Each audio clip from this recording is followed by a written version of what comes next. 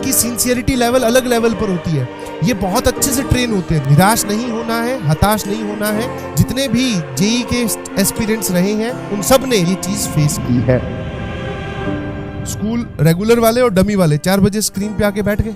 अब आप पढ़ाई कर रहे हो। उसके बाद में जो रेगुलर हैं उनके बेचारे शरीर में थकान ज्यादा है, क्योंकि वो सुबह 6 घंटे बेंचेस पे बैठ के आए हैं और फिर वो अब 4 घंटे 5 घंटे स्क्रीन के आगे बैठे हैं। इनके पास एक प्रिविलेज ये है कि उनके पास में मॉर्निंग टाइम और शरीर में थकान कम और मॉर्निंग टाइम ज्यादा होगा प्रैक्टिस के लिए। बट आप लोगों को यही टाइम इतनी इनके पैरेलल टाइम, सर इनको हर वीक रोज करीबन सुबह के 5 या 6 घंटे मिल रहे हैं, तो आपको करीबन अप्रोक्सीमेटली इनके पैरेलल टाइम निकालना पड़ेगा। सर ये टाइम हम कहां से निकालें? हॉलीडेज से, संडेज से, बिकॉज आप ये जानते हैं कि रंग बिरंगी छुट्टियां बहुत होती हैं।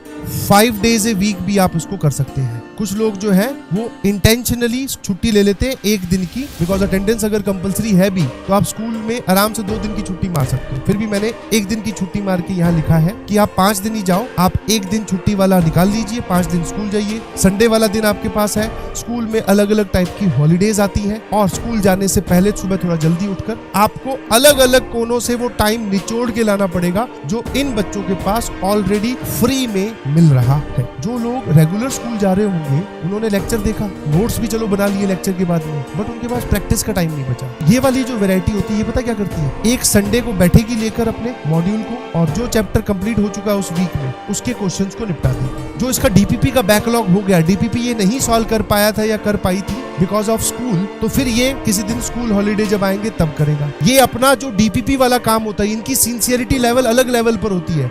ये बहुत अच्छे से ट्रेन होते हैं, ध्यान रखना, बिकॉज इनमें थोड़ा लेथार्जिक आ जाता है कि हाँ यार सुबह फ्री तो है, हो सकता है 10-10 11-11 बजे उठ रहे हैं। तो इनमें क्या है, टाइम एक्सट्रैक्टिंग पॉलिसी बहुत अच्छे से एप्लीकेबल होते हैं। तो ये क्या करते हैं, कई बार अपने डीपीपी को स्कूल में भी ले जाते हैं। वहां बैठ के पता चला कोई फ्री पीरियड है या फिर ऐसा एक पीरियड है जिसमें हमारा इंटरेस्ट नहीं है, पीछे बैठ के डीपीपी सॉल्व कर ले। ऐसा काम अलग अलग पॉइंट से आपको टाइम एक्सट्रैक्ट करना पड़ेगा जी, और इनके लिए ये मॉर्निंग टाइम अवेलेबल ही है। स्कूल वाले टीचर्स के पास में एक प्रिविलेज होता है कि वो जितने बच्चों 40 या 50 बच्चों को पढ़ा रहा होता है उनको पेपर भी खुद ही डिजाइन करना है, पेपर भी खुद ही बनाना है। जैसे स्कूल में आपको प्लानर नहीं मिलता, बस हाँ ये बता देते हैं हाफ ईयरली कब होंगे, फाइनल कब होंगे, एनुअल स्पोर्ट्स डे कब है और एनुअल फंक्शन कब है, बस। बट ये कभी नहीं बताते कि इस संडे को कौन सा टेस्ट होगा और ये क्या होगा। स्कूल्स में टॉपिक्स को ऊपर से टच किया जाता है, या फिर आप बोल सकते हो कि वो इतने डेप्थ में नहीं जाते क्योंकि उनको सिर्फ स्कूल का कवर करना है। बेसिक मैथमेटिक्स नाम का चैप्टर कोई एनसीईआरटी में है ही नहीं, तो स्कूल वाले टीचर्स आपको पढ़ाएंगे ही नहीं। तुम ढूंढते फिरोगे कि सर आप क्या पढ़ा रहे हो, स्कूल में तो कुछ, मेरे तो क्वाड्रेटिक इक्वेशन चल रहा है, कोई बोलेगा सर कॉम्प्लेक्स नंबर चल रहा है, कोई बोलेगा सर हमारे तो वहां पे ट्रिग्नोमेट्री चल रही है। निराश नहीं होना है, हताश नहीं होना है।